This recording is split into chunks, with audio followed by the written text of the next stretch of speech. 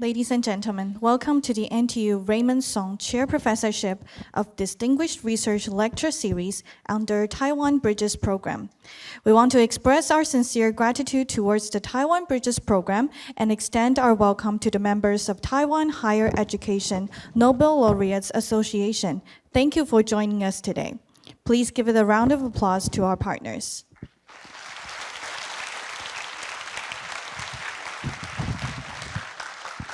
It is our honor to have Professor Morten Meldal, the 2022 Nobel Laureates in Chemistry, as our speaker today. Professor Morten Meldal will later be sharing his insights on chemistry for a sustainable world. Everything is chemistry and how that influences our choices. But first, please join me in welcoming the host of today, Professor Chen Wenzhang, President of National Taiwan University, for his remark.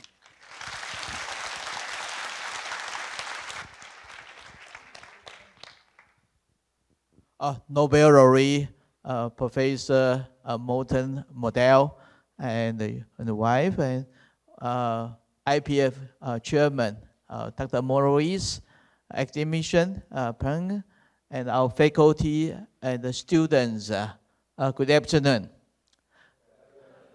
On behalf of the National Taiwan University, it's my great pleasure to welcome the 2022 Nobel laureate in chemistry, Professor Morten Meldal from University of Copenhagen, to deliver the Raymond Song Chair Professorship of Distinguished Research.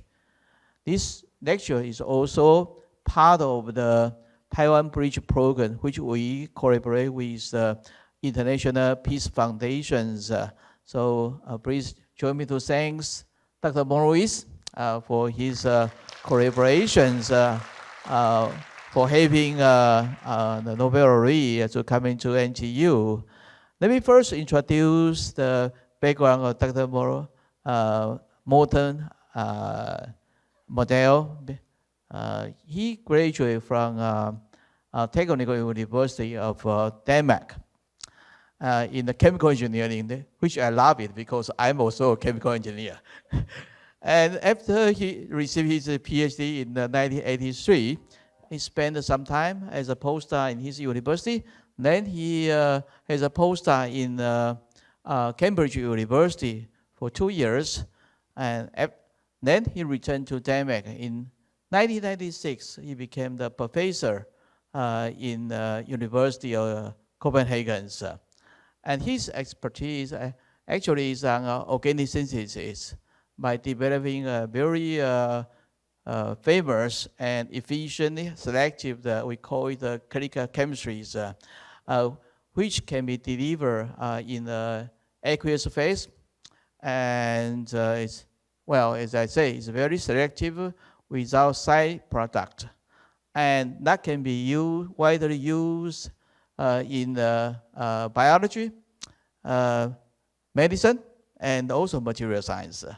Even I myself, I use chemistry a lot because I'm a polymer chemist.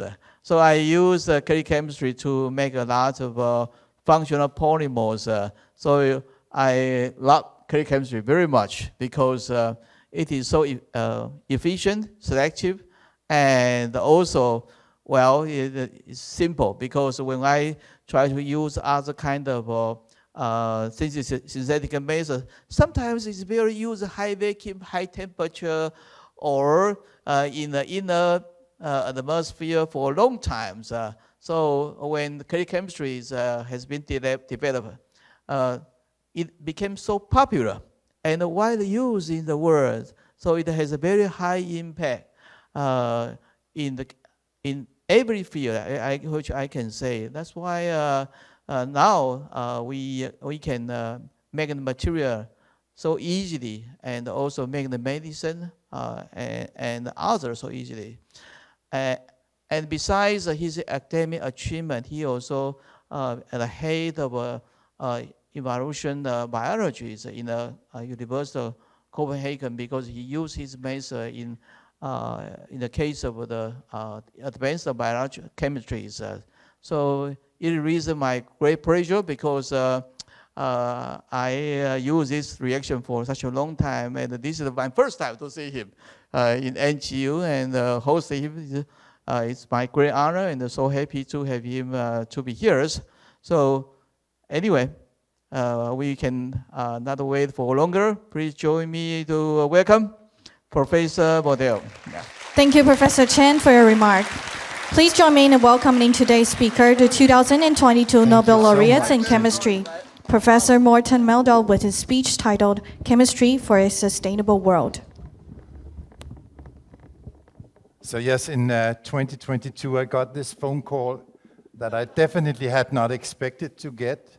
And the reason is that the chemistry that we make is aimed at making everything simple, not making it complex. I think it's one of the few times where the Nobel Prize was given for something that made things simple. And I shared this Nobel Prize with two other very visionary people, Barry Sharpless and Carolyn R, two good colleagues of mine that I have known since I was young myself. When you get a Nobel Prize, you are asked to have an opinion about everything, right? And I do have an opinion about a lot of things, but I don't know about everything, but I do know everything is chemistry.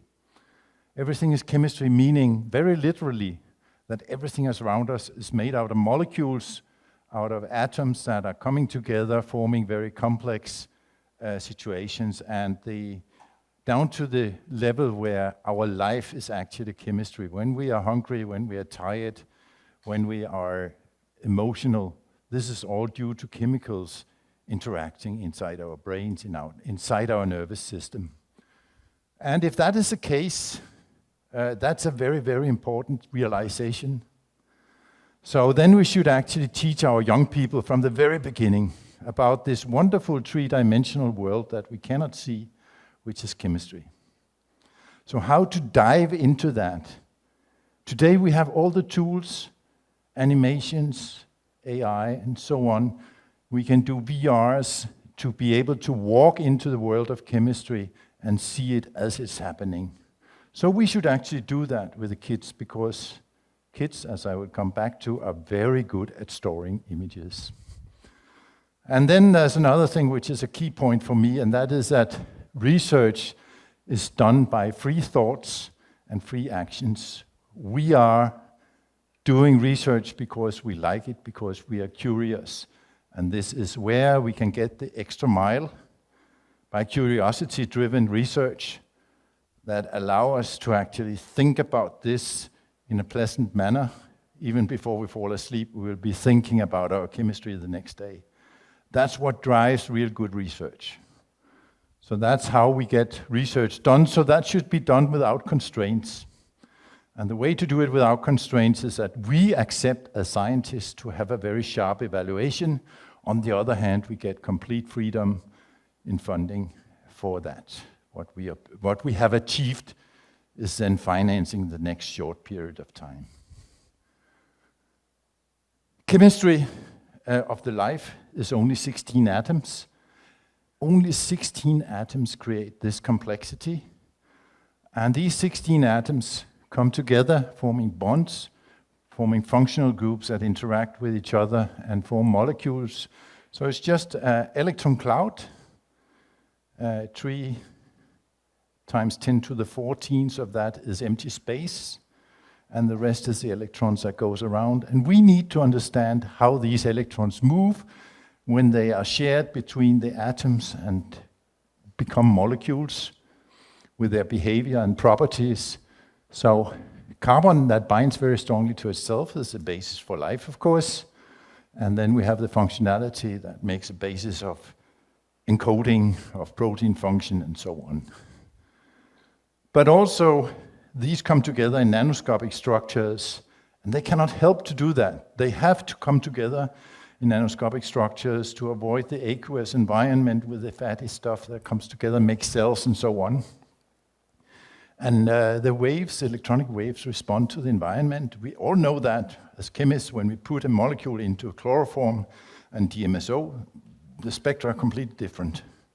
and the spectra are a direct sign of the electron density around the nuclei. That means that the electrons are actually responding to the environment, which again philosophically means that every single atom is a little bit different from every other atom in the universe.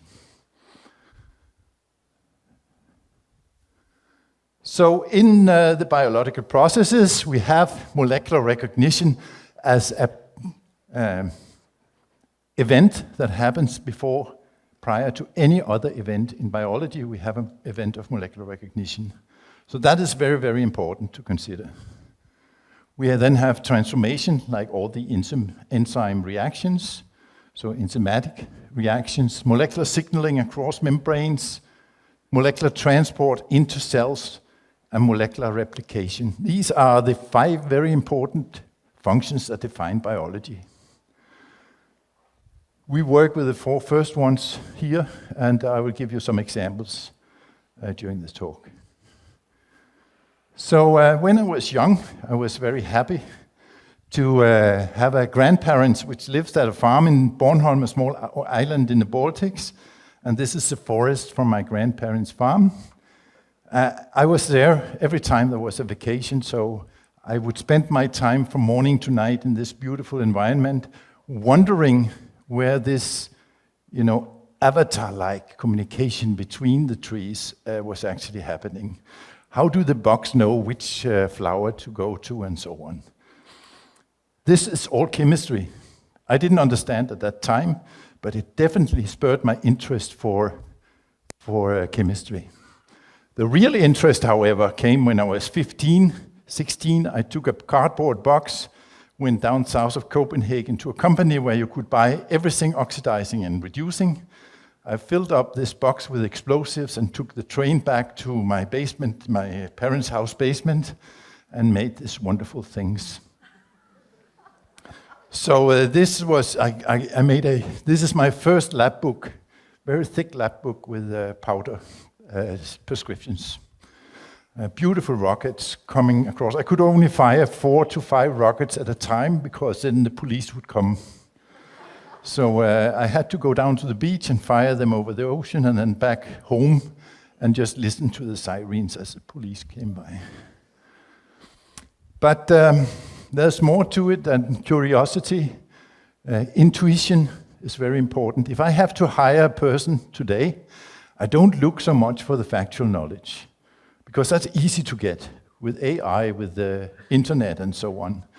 But what is difficult to get is the inspiration, the ability to, all the soft values, like being able to imagine and associate your thoughts in different ways, having this observation ability to see things that you don't expect, be creative and combine these observations, find new ways, and have courage to tell me or your supervisor that they are stupid and that you know better. And then perseverance, because nothing's gonna succeed initially. So when your supervisor has made a design of a project, it's probably not gonna work initially, and you are gonna fail. So you have to stand up and continue. Look for the opportunity in what you're doing and continue down that path so that you use your time optimally. By deciding to do what you think is important, you're using your time optimally. And also, you have to get out of your comfort zone, because if you stay there, you'd never learn anything. And you have to study all your life if you want to be in research. It never stops. So this here is T-Rex, Donald T-Rex, and you can see a very aggressive creature controlled by adrenaline and noradrenaline going to the muscles or to the stomach, depending on whether he's hunting or happy having just fed. And he has a very small brain, Donald T-Rex, and this small brain controls a huge amount of animal. And when he has eaten, he feels happy because then dopamine goes to his frontal cortex here, and the cognition is mainly due to the serotonin pathways. But these simple molecules were developed by evolution over billions of years. And then you get more herd-like people like us, herd-like organisms like ourselves. The human beings are like herds. They are belonging together, they are working together, and therefore they developed things like these love molecules, oxytocin, which elicit a lot of functions that are important for us to stay together, work together, and solve problems in the community. So this is not what we are doing right now, and there's a huge crisis. I'll come back to that later on. But this molecule here looks like that, if you just depict it in 3 dimensions. In reality, it's more looking like that, where the blue and the red is electron deficiency and electron surplus in the molecule. So it's like a chewing gum with charge. That's how molecules look, and that's how we should actually see them. So they interact with the receptor with opposite charges inside the binding.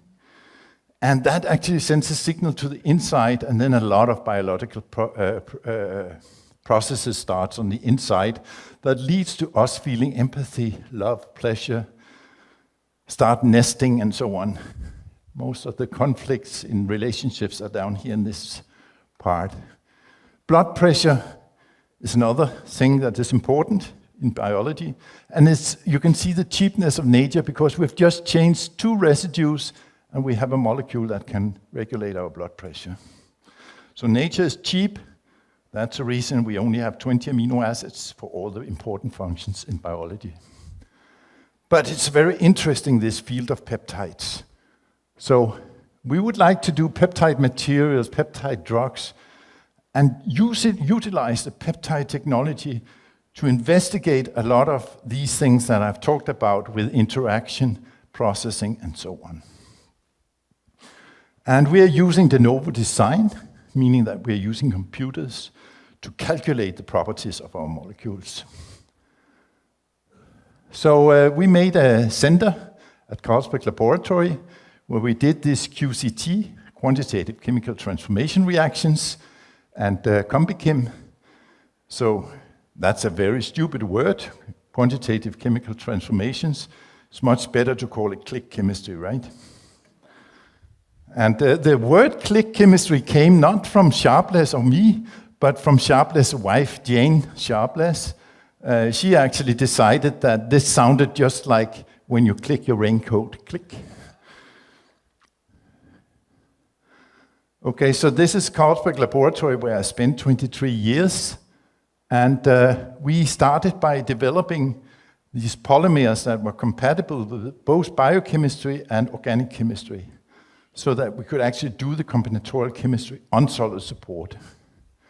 And you can see we have very regular beads. I come back to that. Here we have enzymes, and these beads are swelling up so much that the enzyme can enter into the interior and carry out reactions. We also did organic chemistry development on these solid supports. So these are some of the organic chemistry that we have done, including here the QAG reaction, which is the click reaction. The beads that we are making is made here by mixing a macromonomer and an initiator. Then it goes here, and we form a small droplet. And we continuously pump through a heated coil and collect the beads over here. So that creates very regular beads. And we get very regular beads, as you can see here, with the best results from this. So now we have these regular beads, and we can use them by encoding. We can use them for CombiChem. Here is the encoding principle, which is a matrix of a microparticle that acts a little bit like a barcode that we can read at any point. So we make these polymers with immobilized small microparticles inside, and then we read that every time we do a reaction or a screening.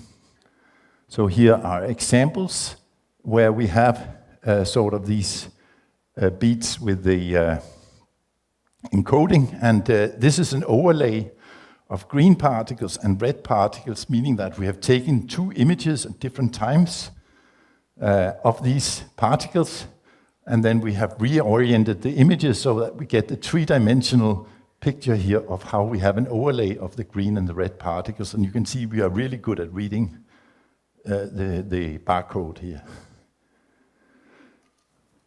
In addition to that, we built a whole platform for combinatorial chemistry, starting here with the polymers that are divided in 20 columns, carrying out 20 different reactions, mixing and going around in this cycle with a split mix procedure. We can screen it with an enzyme, for example, and you see here some active particles. We can take them out and find out what the enzyme did. So that's what we're doing here. We can resynthesize and inject into a mouse. So here we are looking at MMP13 and the activity during arthritis.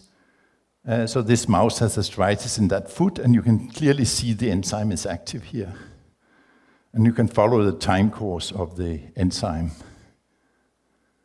We also made catalyst and all of these very nice heterocycles from peptides. And here is a combinatorial assay where we are making adhesion molecules. So that's D-amino acids that sit on the surface of these beads.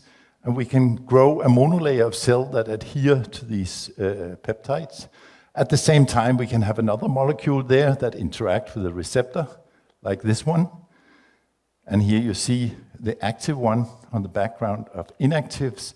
So we can directly use the beads that we have for monitoring with cells on the surface of these beads the activity of the compounds. And then we can analyze what the structure of the compounds were. So this is a platform, and we took that platform and we worked a lot with it. This is one of the chemistries that we developed using acid chlorides as acylating reagents in peptide synthesis. Very small protecting group, very high activation. So we could do peptides which could not be done in other ways. And that led to me thinking maybe we can also do other kinds of organic chemistry. So if we could acylate this alkyne, we could start using this order reaction to stick lipophilic things on the surface of hormones. And that's, of course, today a very important thing to do with GLP-1.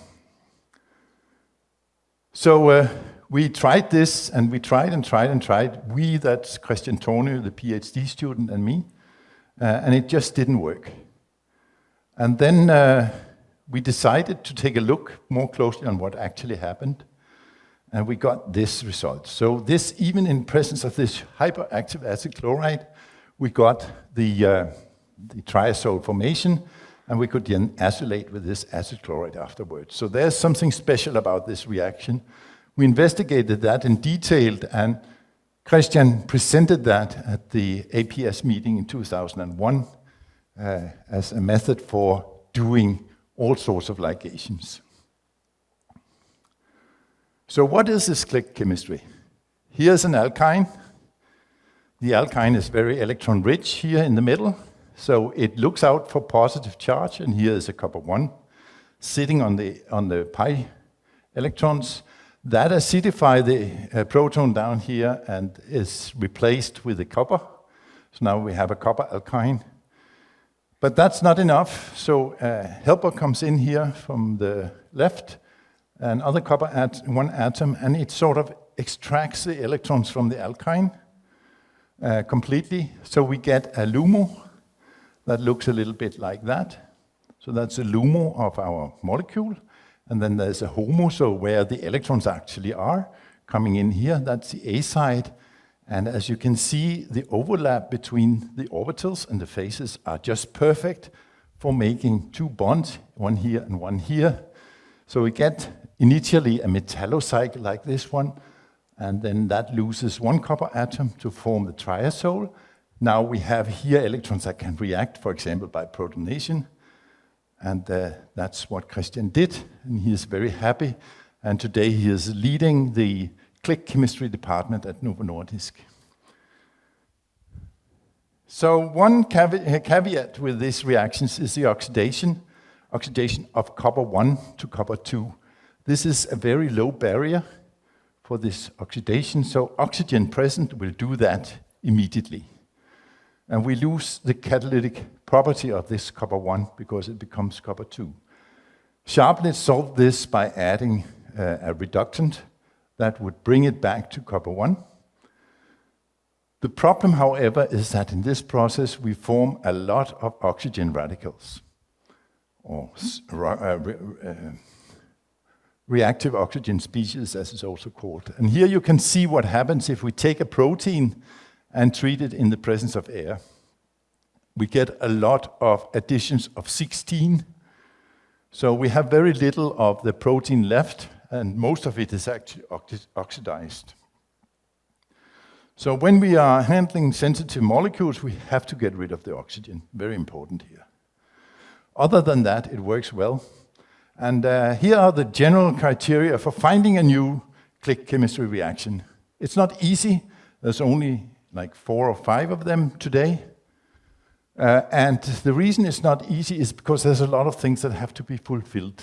You have to have a high enthalpy of the reaction to get it quantitative at low concentration, orthogonal click functionalities that doesn't interact with the other functionalities of the molecules, easy access and easy to install in order to make it useful, selective biocompatible at 20 degrees, stereo and regioselective, and preferably a triggered reaction, so like a catalytic or a light-induced reaction or something like that.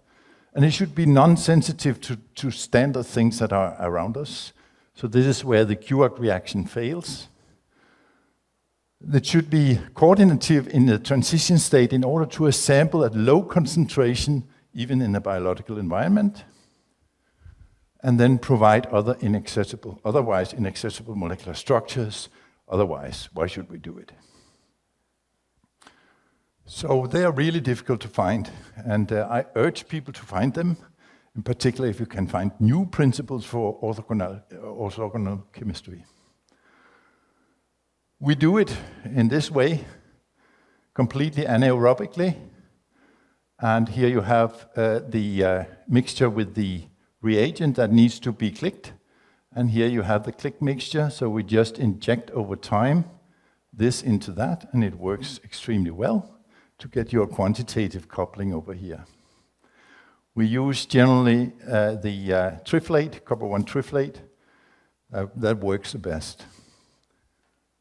And for example, here we have 3 guys, one that can kill the cell, that's a beta body with a click unit. We have something, a cell-penetrating peptide that can enter into the cell with a click unit.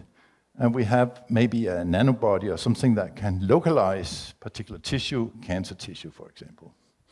So now we mix these 3 in a copper jar. We steer them overnight, and we get one molecule with all 3 functions. Very important. That's a small molecular robot right there.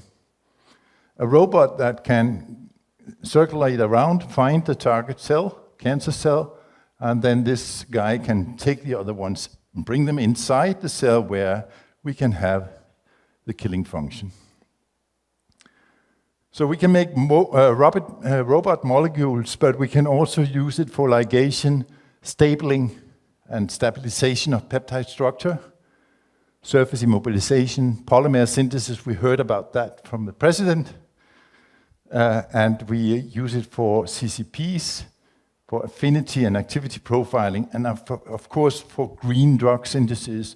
A lot of this chemistry replaces chemistry that is carried out in a lot of organic synthesis stuff. So if we can avoid that, we are very well off. This is the start of a holiday in Stockholm. We were invited. After this phone call, you get invited to Stockholm for 1 week, a splendid holiday, and it's really, really highly recommended.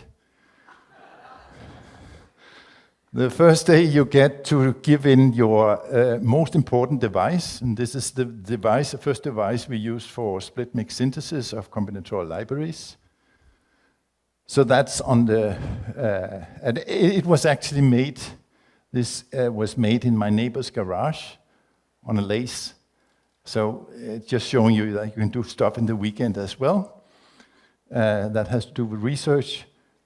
So we made these 20-column blocks, and they were made to synthesize a variety of molecules. And then you get to sign this chair in the bar of the museum.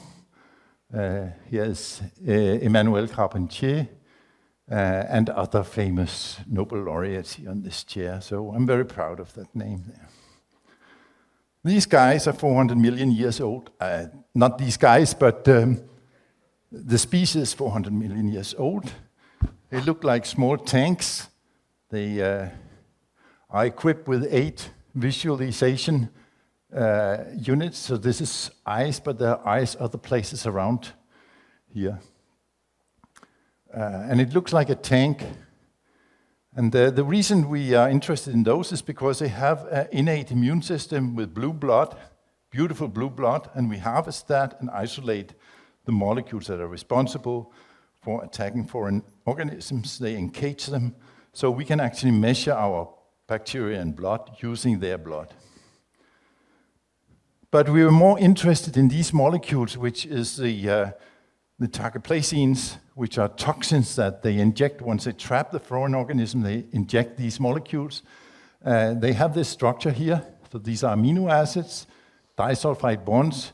So we were asking, can we click, instead of these disulfide bonds, can we click across here and get biologically active molecules?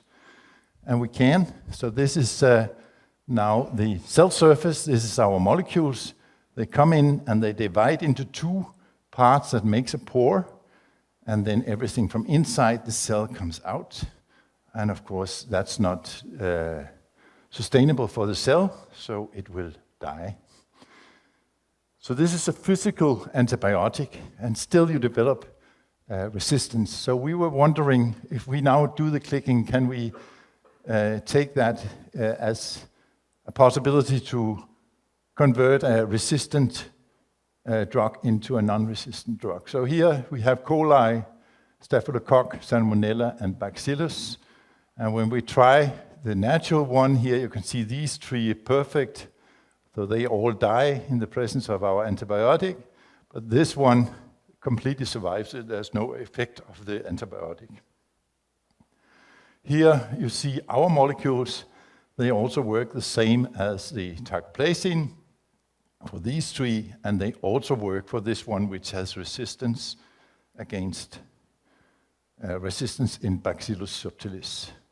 So we can maybe use this kind of strategy to take some of the known antibiotics and convert them into working things that can be used.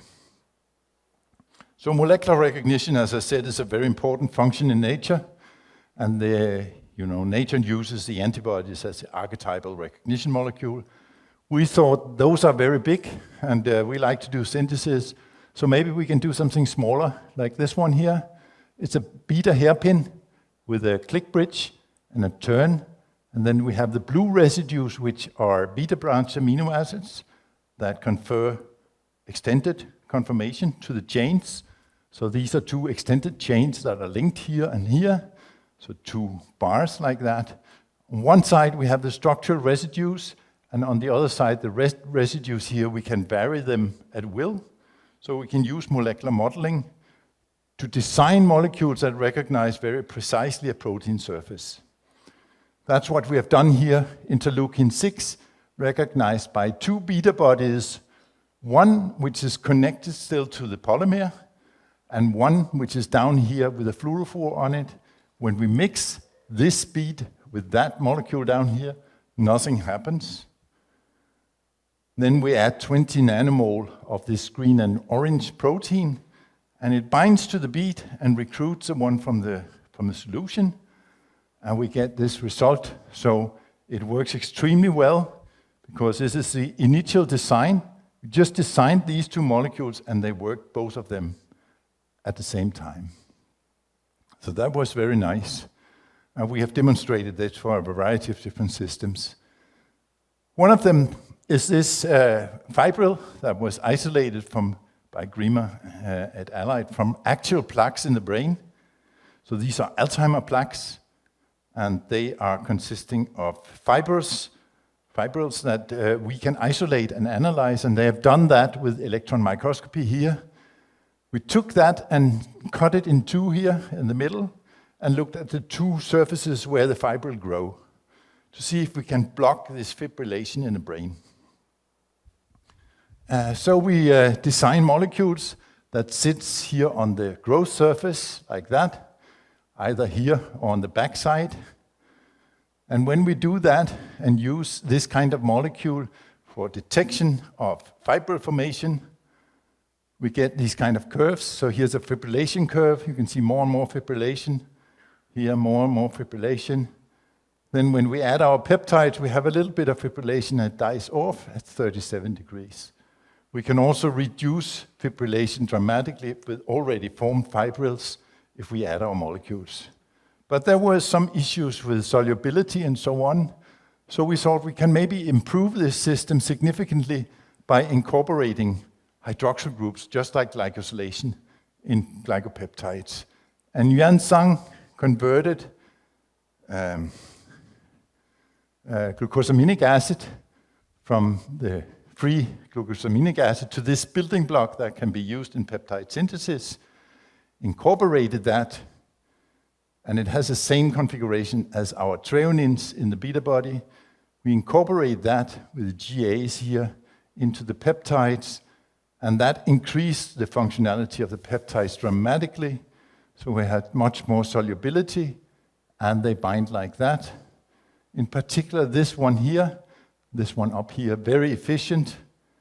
As you can see, this is the fibrillation curve without anything added, and then the different peptides can reduce it, but only one of them, 3+5, really completely quench the fibrillation, both in this case and that case. So here we have a molecule that is able to take fibrils and convert them into fragments that can be maybe even washed out of the brain. And the reason is that these hydroxyl amino acids, they provide a water shell on the backside of the molecule, allowing this interaction to be very efficient on the front side. So that's what it's looking like.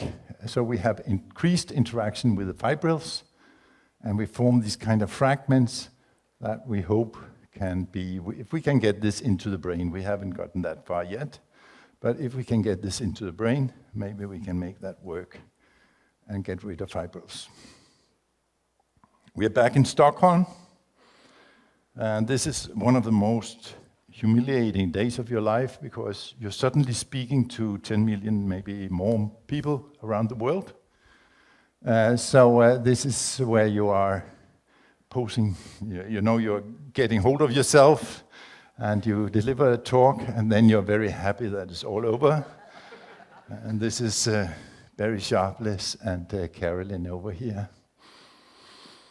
So I had a postdoc at the same time as we were working on the Alzheimer peptides, Martin Wolfram, who would like to look at can we actually cleave these peptides so that they won't fibrillate in the brain. So he synthesized the substrate. You can see here a fluorophore and a quencher. So if we can cleave this in the middle, we can see fluorescence. He tried that, and he worked it out with making a carbene in the peptide that could bind to transition metals and very sophisticated molecules.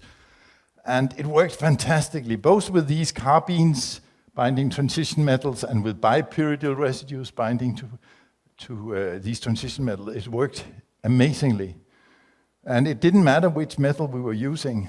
And also, he tried to take out half of it and then fivefold reducing the concentration, and it still worked. And then he took it out entirely. No metal, no nothing, and it still worked. So what is going on? This is where one of the moments where you should not despair, but you should actually go for it. And he did that, synthesized all the different fragments that he could observe, and we investigated now the complete processing pathway that we are looking at here. And it turns out that we have autocatalytic processing in Alzheimer peptides. So here we have an Alzheimer peptide starting point. After 11 days, we start seeing something else, then something else, then something else, then something else. So here is an autoproteolytic process in the Alzheimer peptide, which is inherent to the peptide. That's a very, very important observation. It works with shorter fragments of the peptide, like these ones, but it also works here with 1 to 28. In particular, when we take a little bit of this mixture up here, like a microliter, and add it to a solution of 1 to 28, you see here the kinetics of the cleavage. If we take 1 to 40, and we don't add anything, in 12 days we see nothing. This is a beta 1 to 40. If we add just 1 microliter of this one, this is the picture that we get. If we just take the full length, 1 to 42, nothing happens in 3 weeks, nothing happens in a month, nothing happens in 2 months. But after 3.5 months, suddenly it looks like this. So there's a long delay build up where we produce something that is proteolytically active in this mixture. We can also look at it here. We form initially these donuts, single strands in a round donut. They collapse into small sticks, and these sticks find each other and form a solid fibril.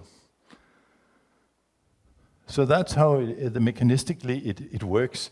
The question is this proteolytic activity also a possibility as one of the toxic elements of Alzheimer? Why do the neurons die in the presence of Alzheimer peptides? If we look at this is a cleavage site for NCAM that is observed by Leshinskaya and her colleagues here in 2015. They find that they have these fragments of the NCAM molecules in the Alzheimer brain, and particular in co-expression with, so these fragments are in co-expression with the Alzheimer peptide.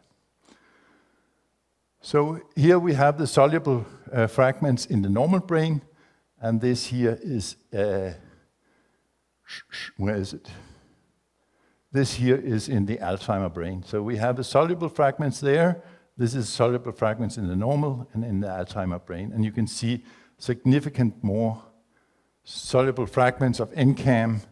And this is very dangerous for the neurons, because if the neurons cannot communicate, cannot get close together, they won't be able to form actions and so on. So that's a problem. And the neurons die. So the NCAM molecule is looking a bit like that. Here is the place where it cleaves.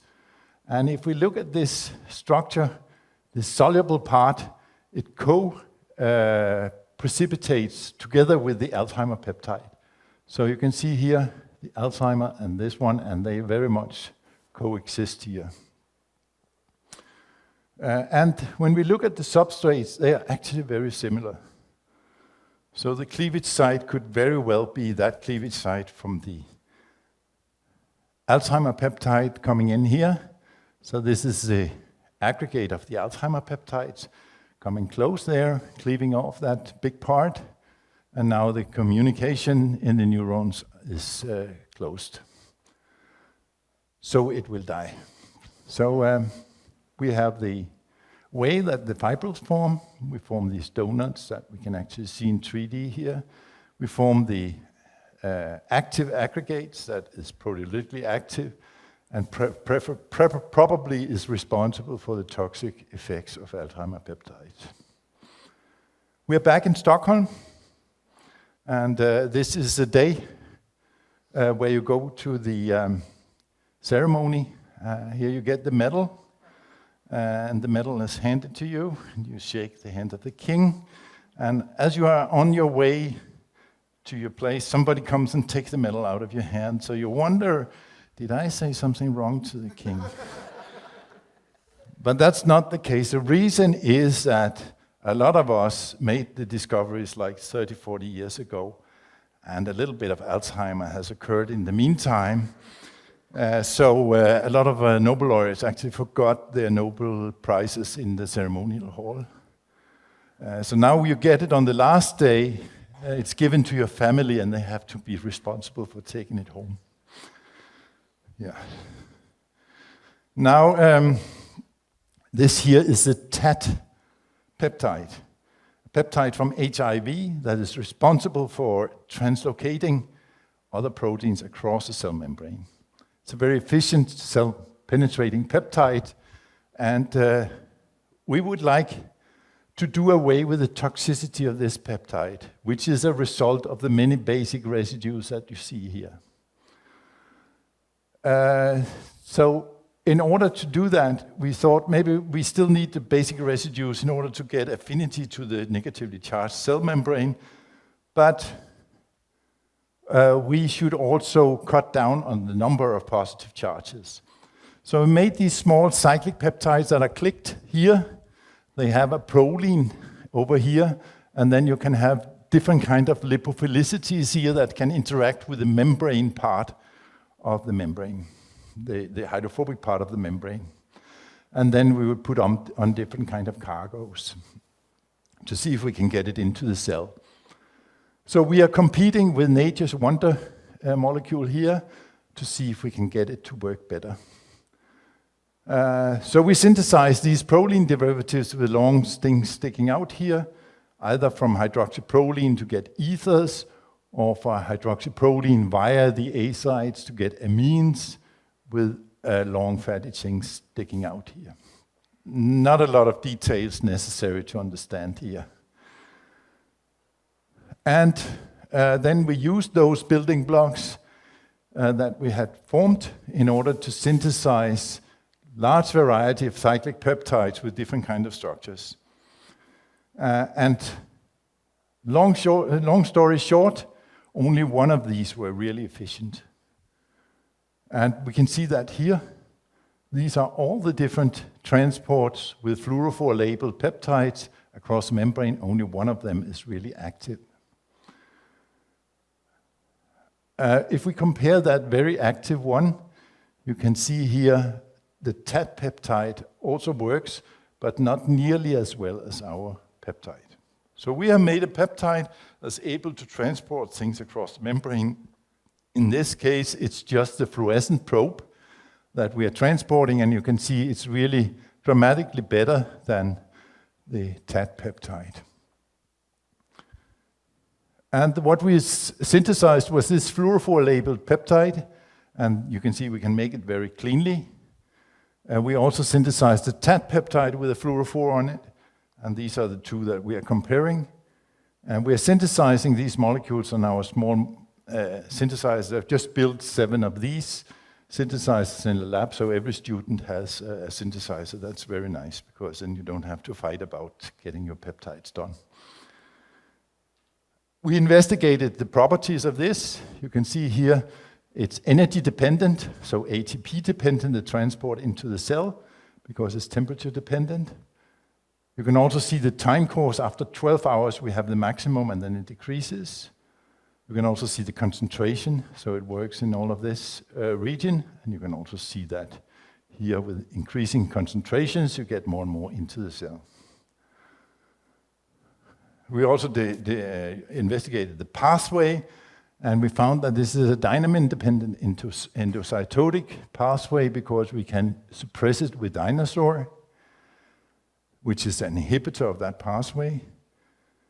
And then we also looked at different cell lines, and almost all the cell lines that we tested out here worked without problems with this cell-penetrating peptide, so it's a very general concept. So we made this with a click moiety here.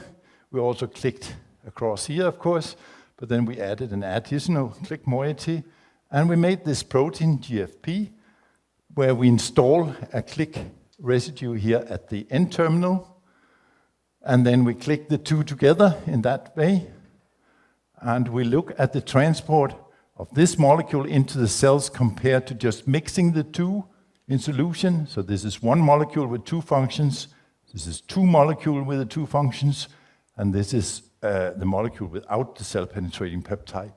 And you can see you get nothing in whatsoever in these cases, and here you get a lot in, and this is in 2 different cell lines. So the GFP protein is transported by our small peptides into the cells. And this is actually what we want for transport across the blood-brain barrier, because it stays pretty much in the endosomes here. We have made ways that we can actually release it in the cell, but we want it to stay in the endosomes to go across to the other side for blood-brain barrier transport. So we have these cell-penetrating peptides that are attached to the fluorophore protein. They sit here on the cell surface, forming an endosomal compartment that goes into the interior of the cell and transport across. We think that our molecule, these are just the arginines, and that they sit ideally in our molecule for interaction with the phosphates in the cell membrane, in the outer envelope of the cell membrane. And then we have the hydrophobic residue sticking into the hydrophobic part of the membrane. You can also see it here. So another application which I think is very nice here is we have difficulty expressing proteases. And the reason is a protease is active, so it will cleave the host proteins very efficiently. So if we make an active protease in a host cell, it will probably die. And therefore we can express a little bit of protease and then everything dies away again. But if now we take this protease and cut it in two, for example here, in a loop, maybe we can do something about it so that they won't be so unhappy. So we express the two halves separately, and both of them contain by amber stop codon technology a click residue here and here. And the question is, can we now click these together and first we ask the coli if they like it, and they are very happy because we could express many hundred milligrams of the material. And then if we look at what we did, we cut it in two functional domains, and we click together with a short bridge and a long bridge. Here is the result. So this is the protein after clicking, and you can see with a short bridge we get halfway to the clicked product. With the long bridge we get full conversion to the click, quantitative conversion to the click product. And now the question is that active? And we combine the two and we add some copper 1, and it does the job, make the triazole. So now we have one molecule, and the question is that as good as the natural one we use as a fluorogenic substrate that we can cleave here? And here we follow the cleavage. The lower curve is the natural one, the upper curve, the faster one, is our molecule. So that's a very nice result.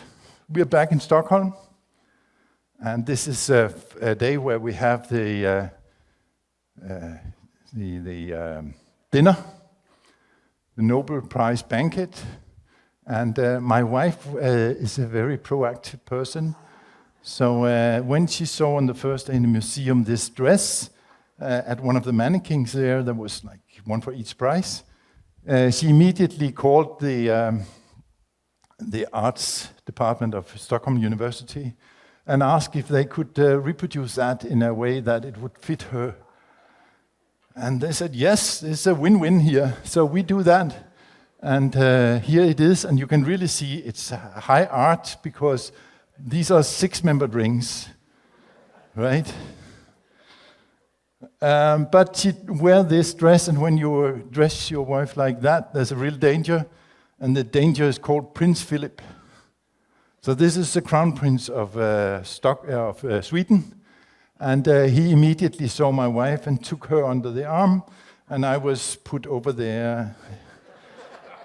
Right, and she was seated between Prince Daniel and Prince Philip, and I was down by the door. But it didn't really matter, because the next day we went for the royal castle and a dinner up there, and we were paired with who we were sitting with at the dinner table, and this here is coming Queen Victoria. You can see how goofy I look, right?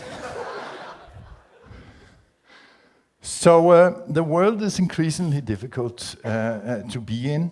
It's a problematic place for many, many people around the world. And we should prepare for it. And what is the preparation? The only preparation that will really work is education. And the thing is, we have an autocratic trend all over the world. More and more people are under the rule of a single person, which I think is a really, really dangerous situation for the world. It's a situation where it's impossible to solve the real problems like the global warming. And we have a world ruled by narcissists engaging in senseless wars, in a community in crisis without empathy. We are a community-driven population in this world. And if we cannot act as a community, we're going to die out eventually. Global warming consequences is the ice melt on Greenland. You might think about moving somewhere else, depending on where you're living. Plastics, pandemics, flooding, fires, desert diversity, so and so on. There's so many different problems we have to deal with, and the only way we can deal with them is by chemical solutions. So, if we want to avoid the lemming effect, we should educate our young people from the very beginning to actually deal with this major problem that we have to face. So I think we should start in first grade, make 5 minutes virtual or visual teaching in chemistry, how water molecule behaves in liquid, in gas, how you can transform that. I actually have some sample videos where I just stand in the kitchen and boil some water. You see the droplets forming on a cold lid and so on. And to make the kids understand what is happening in that process could make them also understand why we are getting flooding in Central Europe suddenly. So you just call and ask this AI here, how can I help, is the answer. And you just tell which grade, which week, and then you get delivered the material for your teaching. And this can be very easily globalized, because it's a visual part that is a hard one. We can take off all the text and all the speech, and then we can do that in Swahili or even Chinese or Taiwan, you know. That would be good for many, many different things, in my opinion, for the environment, for the climate in general, for global politics, where we decide, for equality, for sharing resources, for more wealth, actually. Right now we're concentrating wealth, and it looks like we have a lot of wealth, but distributing it could actually give us much more wealth in the future, and therefore for peace. So I think we should really think about the three-dimensional world of chemistry, making this 2D drawing into a building set for chemistry which behaves like real molecules. Suggested this to Lego, but they haven't followed up on it because these are round building blocks.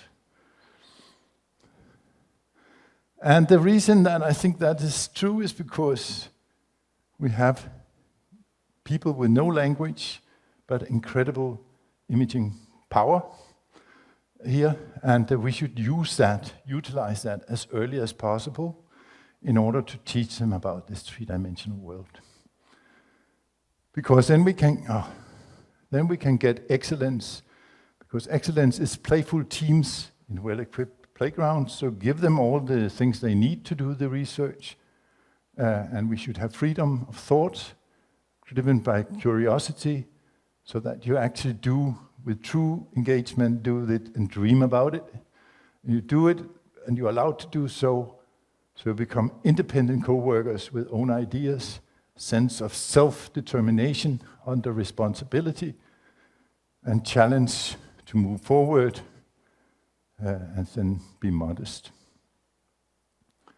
So, as a young person, I would definitely focus on one of these issues, which is huge problems going forward. I would very much be engaged in this one here. So we have just, I think this week, we have a Nature article coming out on peptide synthesis in water, which I think is a very important contribution. But all of these areas really need us to to make some fundamental changes. So also, since most great discoveries are serendipitous, we need to change the way that we are doing research. Today we have all research financed by one big pool. So if you're doing semiconductor work, you can get a job. If you're not, you can't. But I think we should really change that and have applied research which is taking results of today, optimize applications. That's very important research for our society, but I also think this one, which leads to disruptive novel research to secure our future, is a very important issue. I think I'll just jump over this one and go to the thank you. Thank you very much to Klaus Bock, my former boss, and Michael Bolz, Carlsberg Workshop for their support.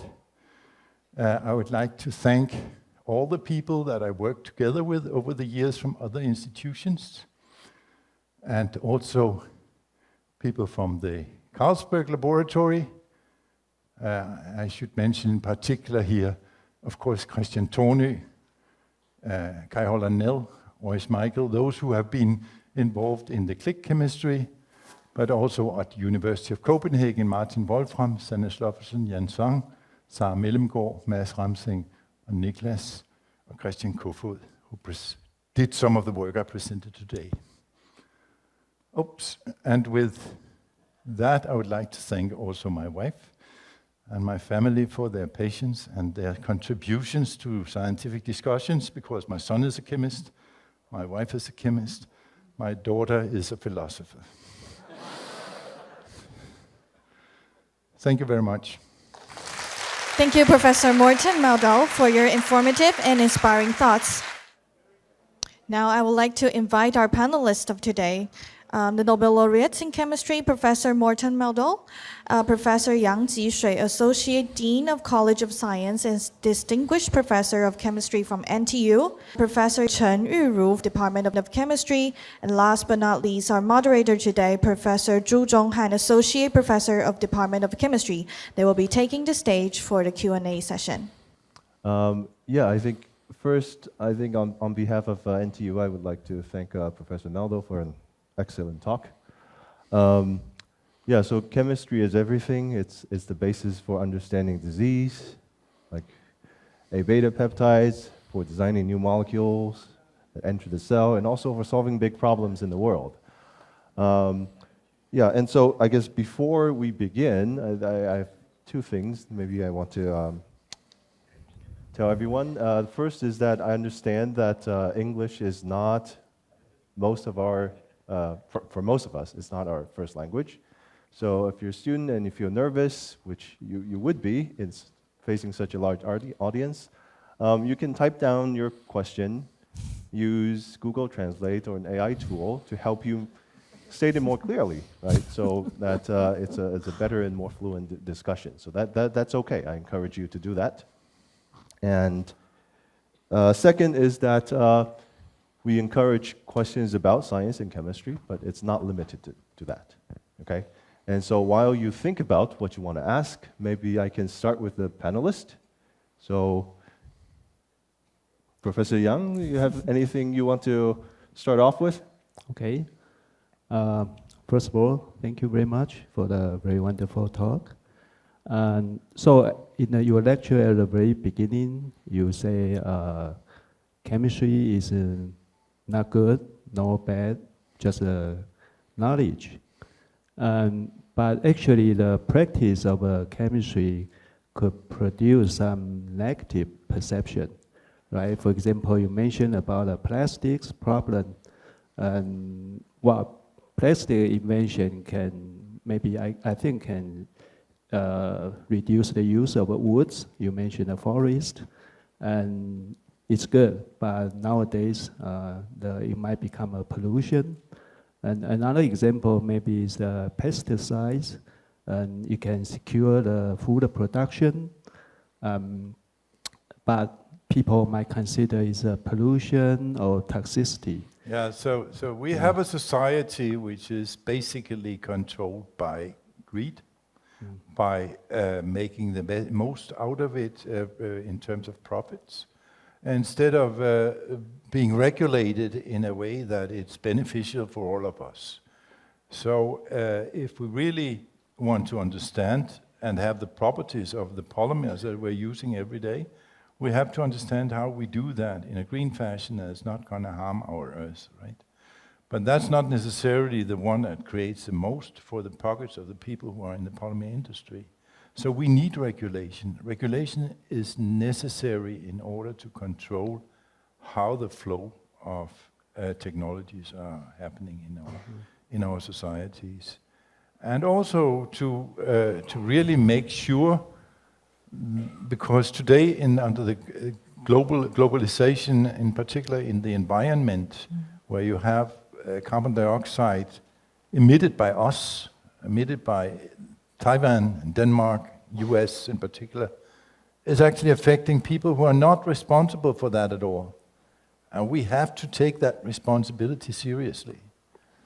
Similar with the polymers, we have to make sure that we investigate and research chemistry to give us polymers that are not harming the Earth. That's clear, because it's not a value proposition for anybody to have a Earth that is harmed by plastics, by fossil fuels being burned off all the time. It's simply not profitable for anybody in the long run. So chemistry is kind of full of trade-offs. So I think so chemistry is not good and not bad, no, but the people who are utilizing them can be good or bad. Okay. So I think in the audience, many of the audience are young students. So do you think what is the most important mindset they should develop if they want to contribute to the sustainability? I think behind research there should always be some sort of philosophical thought about your existence, about why you are here and what is good and what is bad. And if you are doing research, you should actually consider why I am doing this research. What is it that is important about it? And then you should do what you find is really important, because if you do that, there's a high likelihood that a lot of other people will also think it's important. And then you are really contributing and also honored for this contribution. So I think that's very important. Thank you. Yeah. All right, so I believe... and also, as I said on one of the slides, to point your research in directions where you are solving the actual problems that we are facing. Because the less you do that, the more the problems will pile up. Okay, any question from the audience? Maybe start from up there, so that, and then we can move our way down. How's that? Okay, thank you for your wonderful presentation. I really learned so much. And I am a chemistry graduate student working on my master thesis project in the lab. And I have really enjoyed it so far. But I have already heard some people say that our instruments are now much more sensitive and accurate than before. It is actually harder to make new discoveries because most of the low-hanging fruits has already been picked. Do you agree with this view? People have been saying that in science for the last 150 years. And still you have these amazing breakthroughs that comes out, but you don't know where they are. That's why you say the low-hanging fruits have already gone, because you can't see the new low-hanging fruits. Where are they? And that's where you have to make the discovery. Okay. Right? Okay, right. You will find the next low-hanging fruit, the next easy reaction, the next biochemical breakthrough. You know. Yeah. Okay, thank you. Professor Chen, you want? Well, I think Professor Meldal, you say no, right? But I partially agree with his comment. If you think about the breakthrough in a single field, the answer is likely yes. but I will see the question differently. For example, I'm working on biology as a chemist, and as you already demonstrated, there are so many different kinds of challenge in biology. So there's always grand challenge that we have to solve. But the current limitation is we don't have a good tool to measure, to see the world. For example, the human body, the disease at the molecular level. And you showed today wonderfully that when you create new tool, then you are able to really see the different view that has been previously invisible. So if I take actually, we just have a chat during the lunch. I fail in organic chemistry, but I'm a user of click chemistry, even though I don't know much about that. So I want to show one example in my experience. I'm working on cancer biology. So susceptibility of the human health is my future goal, the long-term goal, and also the research interest. So through the collaboration with my friend, Professor Junchen Lin from Tsinghua University, we actually adapt your click chemistry to make a oriented antibody magnetic particle. And it works so well, greatly enhanced sensitivity.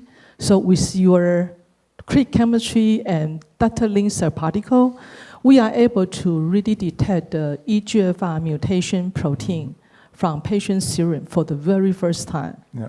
And you have to know that this protein has been used for cancer therapy for more than 20 years.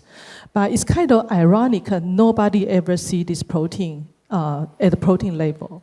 So I want to highlight that the answer is, I think it's a different view. The way of doing research may be different. So if we look at the intersection of the biology, chemistry, and other field, we see a totally different world. May I answer your question as well in another way? Because one of the things that, and you might disagree with me, but one of the things that we really don't understand is molecular recognition.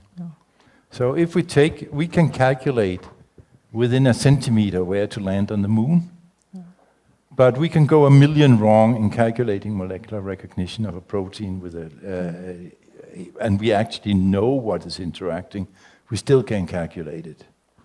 So this is where I think you have a low-hanging fruit.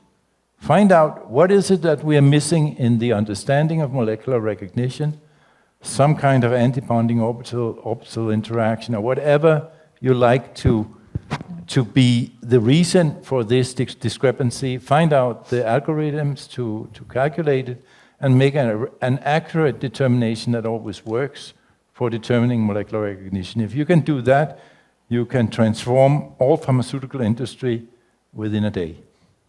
So that's a low-hanging fruit that is right there in front of you. You just have to use the mathematics and the computer science that we know today to actually do the work. I'm too old for that, so that's why I'm telling you. I have one thought about your research. You just say that if you use the killer and the cell membrane touch and the target, and you mix it, combine the three parts, and you can kill the target precise. And if you use the individual to the target, it will not work. And I think that maybe the target to the cell membrane touch would bring the substrate straight to the target. And if you use individual, it would separate away from each other, and it could not straight to the target. It's my thought about your research. I want to share. So you need to connect the functionalities in order to have the robotic function. So like one human being who is able to take a spoon and put something in the mouth to feed yourself, that's requiring a brain and an arm and a spoon and a soup, right? And if you don't have these four components all connected together, it won't happen. It's the same with this molecular robots. You need to have the functionalities necessary connected into one molecule. Oh, yeah, maybe it's a lot of biomarker to connect these part. Yes, And many. I should say it's not something, this particular example that you are mentioning, it's not something that we have actually done yet. We are working on it, but it works to some extent. Other people are also working in this area using a different kind of click reactions, and it works. So we are just working with our approach at the moment. Yeah, thank you. Hi, Professor. I'm also a senior in high school. And this question just came to my mind. It's not exactly related to chemistry, but I'm curious on your thoughts. It's regarding the distribution of wealth. Now, this idea itself is actually, I agree with most of it. Like, sure, the majority of wealth is concentrated on certain groups of people, and perhaps it could be utilized even more effectively if it were more, well, spread out. But then something else came to my mind, which I'm kind of nervous right now. I'm more or less shaking, but I'll try to organize my thoughts. Do you think that there would be some sort of prerequisite for such a distribution? For example, if we give such wealth to people without, let's say, any form of price or like you have to do something beforehand, I fear that such a wealth would actually be wasted, because I fear that the majority will actually take that for granted, and such a wealth would not be directed towards its most optimal use. What are your thoughts on that? I'm totally agreeing with that. So I think that, for example, all of the richest people in the world are currently in competition of how to send people out of space on a tourist mission, right? I can find other ways to use that kind of money, which would benefit everybody a bit more, right? That's true. So I think that these kind of concentration of wealth on one person's hand, it's the same actually as the autocracy. You give the power to one person, and this one person is completely unable to handle it and makes completely stupid decisions, and we see that every day. And you have also the same thing with wealth. The wealth is given to a few people in the world who up-concentrate the wealth even more, because wealth produce wealth, and so on. But if you put a cap on that and everything has to go back into the company, not into moon travels, then I think we could have a much better world totally. So some sort of regulation, as I also talked about before, could be very, very useful. I think I get it. Yeah. Yeah. So more. Are you finished? Oh yeah. Okay. I am. Thank you very much, Professor. Hello, Professor. My question is more about green chemistry. During the morning section, you have encouraged us to do all kinds of research to fight against climate change. And you have also mentioned that your team is currently working on a more sustainable procedure. So I'm curious that what are the criteria or principle for sustainable chemistry or green chemistry? And is there any blind spot for us to be cautioned? For example, we always thought about solar panel is sustainable. However, the transition matter is not as sustainable as we thought. Thank you. Yeah, so that's a lot of chemistry to be developed there. I know now they have even more efficient solar cells, for example, if that's what you're talking about. Solar cells can be made with silver added to the silicon solar cells, but you can also now add copper, which is much more abundant. That's actually on CNN in one of their commercials. That you can use copper instead of silver, and that improves dramatically the solar cell, and also is vastly cheaper to use. So there's a future for making better, more sustainable principles within the energy sector. You can also imagine how you can do synthesis more energetically sustainable, with less energy consumption, with less use of solvents, and so on. So within the chemistry area alone, there's a lot of improvements to be made. But I think generally sustainability associates with compatibility with life, long term. So that's where sustainability is. That's what we call sustainability. The world is totally sustainable if we just remove the people. That's very true. Professor Young or Chen, anything you like to add?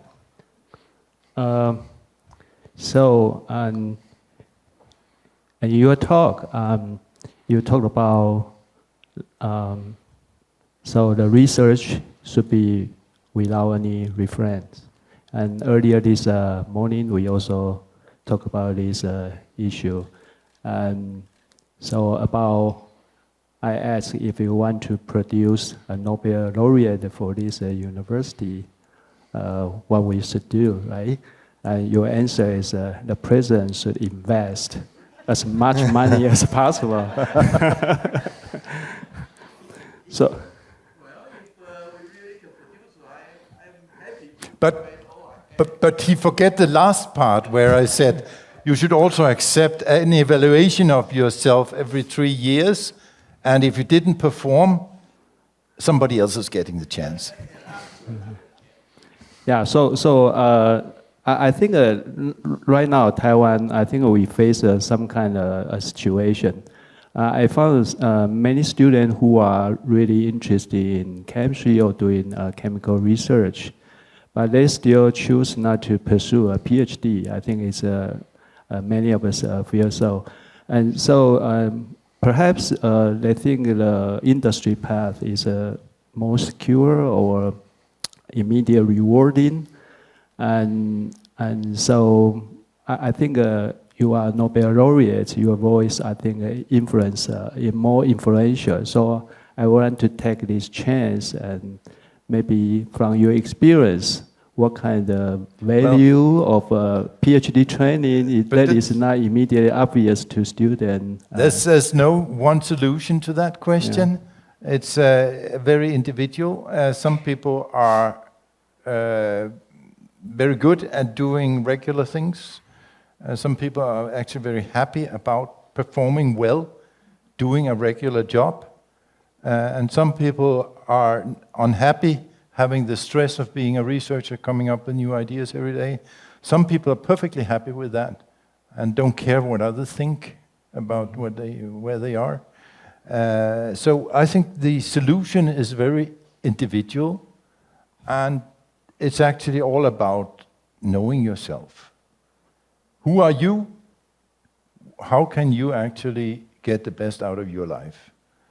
By doing fundamental research, doing something cooperative in a cooperate company, which will allow you to work together with other people in a team, getting a perfect result, getting a bonus at Christmas, and so on.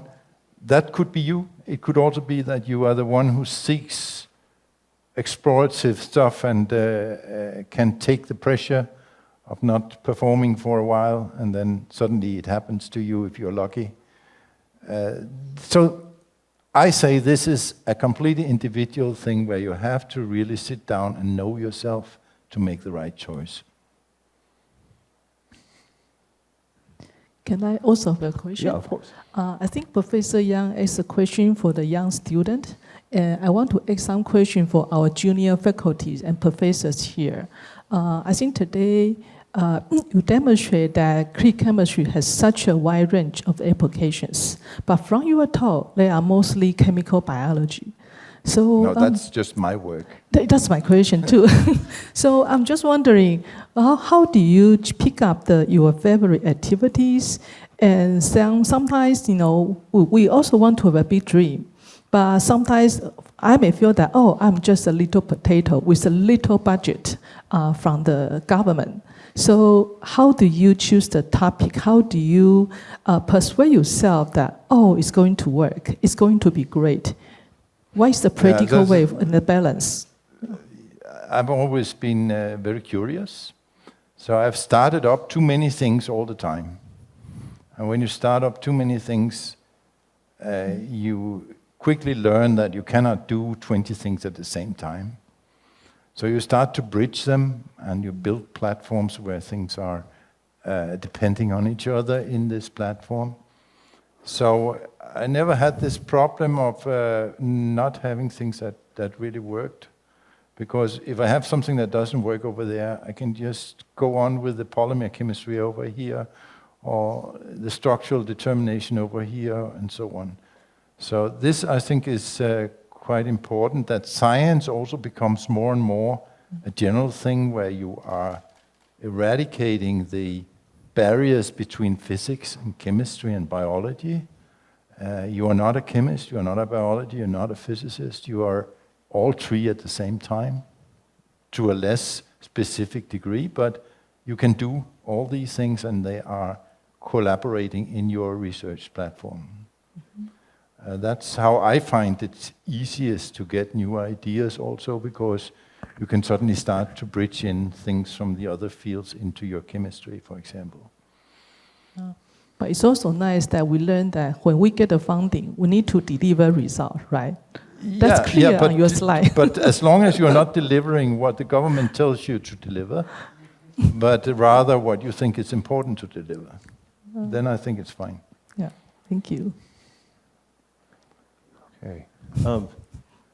Do the high school students have any questions on this side? Okay, maybe next round. Okay, Okay, so my question is about, I understand like click chemistry cell is sustainable, is 100% usage of atom, but like say if we want to click two molecule itself that doesn't have alkyne or azide, and you need to kind of artificially add alkyne and azide onto that molecule, will that also be sustainable? And the other thing is that if the click chemistry product is hard to degrade and you use it in like a drug and use it into human body, will that have some side effect? Yeah, thank you. So this has actually been investigated in some detail. And we believe that because you have histidines, which have imidazoles, which looks pretty much like triazole, there is no immediate toxic effect of the triazoles. Of course, there is a limit to the degradation. How can you degrade something which is aromatic like that? But the excretion will happen eventually through the liver and so on, and there doesn't seem to be any harmful effect so far of it. Of course, that's something everybody worried about in the beginning. So far, it has not been demonstrated that there's any toxic properties, and the azide and the alkyne could actually create a problem, but they are consumed and they are almost quantitatively consumed in the procedure, if you do it right. Oh, thanks again for your talk. I thought your slides on educating the youth in chemistry were super interesting. Do you think chemistry, as opposed to other disciplines, is more effective at equipping the youth with all the skills they need to fight the themes that you brought up that make the world more dangerous? Yeah, so there are two fundamental sciences. One is chemistry, and the other is physics. These two things, in principle, describe everything in this universe. And I think, therefore, chemistry is extremely important for young people to know and to understand. Also, in order to make the right choice of their STEM education, I would always advocate for STEM education. If you have to make a choice, that's where we have really great utilization in the future of you as a chemist or as a physicist, to be able to manipulate the world as we go forward towards a more sustainable, meaning life-compatible way of being a consumer society. Thank you. Maybe a question from faculties? I don't see any faculty. There's a raising lot their of hands. interest over here, and you have none. Okay. Yeah. Hi, I'm currently a high school senior over here. And I think I have a couple questions, but I'll synthesize it. So do you think that climate change, to a certain extent, we should be worried about it, but we're too irrational? In the past 45 years, we see a drop in carbon monoxide, oxides of nitrogen, and also like other pollutants. And also, we thought that China's, let's say, rare earth would actually run out, but turns out it didn't really run out. And a lot of this is because of like extrapolation of data. And is it because that a lot of cases that it's bad research leading us to have this like fear-mongering effect? That's my first question. So I think that it's a very important thing to realize that our analyses are never really correct, but you have absolute effects right now of climate crisis. So there's no doubt about climate crisis. You can have Trump screaming and turning in his bed at night about climate crisis that is not there, but it is, because you can measure how many floodings, how many fires you have around the world, how much desert is spreading around the world, and so on. You can measure that as real measures, and there's no problem in understanding that this is a real global crisis. The resource thing, yes, that can vary a lot. We can actually probably find a lot of fossil fuels that we haven't discovered yet. We can also find rare earth metals as the ice reside on Greenland. We'll probably find a lot of nice resources up there. One reason that US want to invade our country. So the rare earths, probably you found in north of Sweden, they just found one of the largest deposits of rare earths in the world. So there's a lot of rare earths around, and we will find it and we will use it, I'm sure about that. But we will also have to develop technologies where we minimize our consumption of those and also use them in the right way, because otherwise we will have to develop technologies where because the atoms of the rare earth metals are not disappearing, they're just getting spread out. So the resources are not disappearing, they're still here, they're just in the seawater. So then we will have to find chemistry ways to filter our seawater, get lithium and all the rare earths to the other side, and separate the rare earths as well in the seawater. So that's the next step, because at some point in the future, these kind of concentrated resources are going to run out. Okay, so I'm sorry I would have to cut you off, but I think it's a tight schedule, and I think it's about time to wrap this up.